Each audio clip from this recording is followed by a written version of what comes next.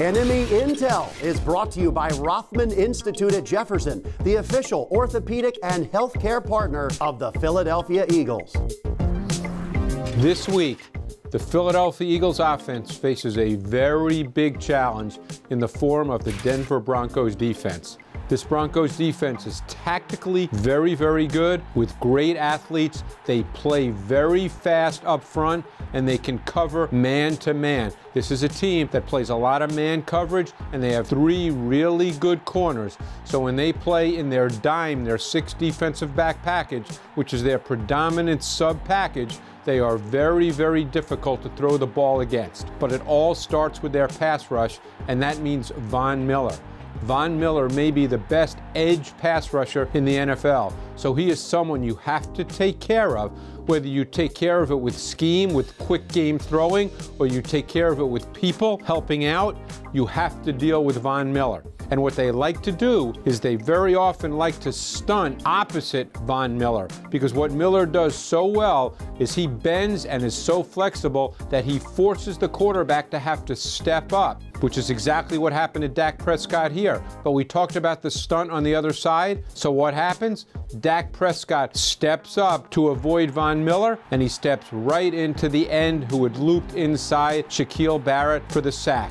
This is what they like to do, stunt opposite Von Miller. But this team is really, really good, not only with your basic stunts, as we just saw, but also with what we call a long stunt. And now it gets back to Von Miller, because he has the kind of speed, bend, flexibility, explosiveness that allows him to be able to stunt and loop behind 2 of his teammates. He's really, really good at that. You see right here against the Chargers. Look at him with the speed and the explosiveness coming from outside right into the A-gap. Really difficult for an offensive center to come off his initial A-gap responsibility and get to Von Miller. Now, let's go to the other side. What they do on the other side, they're a very aggressive defense, as I said. Justin Simmons, the safety, he has the back man to man. When he senses that the back is staying into pass protect, he doesn't just sit there and cover grass, he attacks, because that's the mindset of this defense. So what you get is pressure on Phillip Rivers,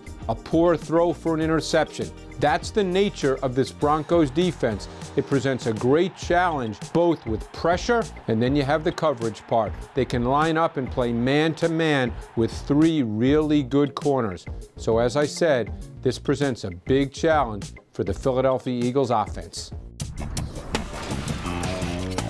You know, Mike, quick, Jason Kelce, after facing a lot of the different stunts and games from the 49ers, he said it's a good thing they saw that because, of course, the Broncos run a lot of the same things, right? A lot of similar stuff, John, and they'll show you these exotic looks where they've got a guy on the nose, they've got these 2 wide guys. But you watch these guys, they both are going to run these big loops. He'll run a big loop here, he'll run a big loop here, and it really puts a lot of pressure on these guys. So these guys have to make sure that they pass off the guys at the proper time, getting them square in front of people. And if they're able to do that, it gives Carson Wentz time. But out here, the one-on-one, Lane Johnson loses in the one-on-one, but up front, they're pretty good here. They're pretty solid. But the pocket breaks down because of the one-on-one, and then Carson has to, of course, eat the football. They're going to see a lot of that stuff, and hopefully that experience will make them a little bit smarter against the Denver Broncos, because they're going to see this again. Same type of look. They head up over the center, but again, you're going to have these 2 guys on the outside looping around, and it's going to stretch these guys in the middle. They have to make sure that they're passing off. And this time, the center, Kelce, figures that he's got to help to the right side. Well, that's going to open the gate right in the middle and get pressure on Carson right in the middle of that defense. He takes a big hit on this play. But they're going to see a lot of very similar looks, and hopefully what they saw last week against the 49ers will help them in this, because that's going to be the key. Protecting Carson, because they're going to have a lot of one-on-one opportunities on the outside. He's going to need time to throw the football. Yeah, that's a big concern going forward, protecting Carson. He's been sacked 22 times. Only 3 quarterbacks have been sacked more. How has Big V done filling in there for Jason Peters? I thought Big V played very well. There was one play that I'm sure he would like to have back, but overall, Big V had a solid football game, and going forward, the more experience he gets, the better he's going to be at it. I think the left side of that offensive line is going to be all right.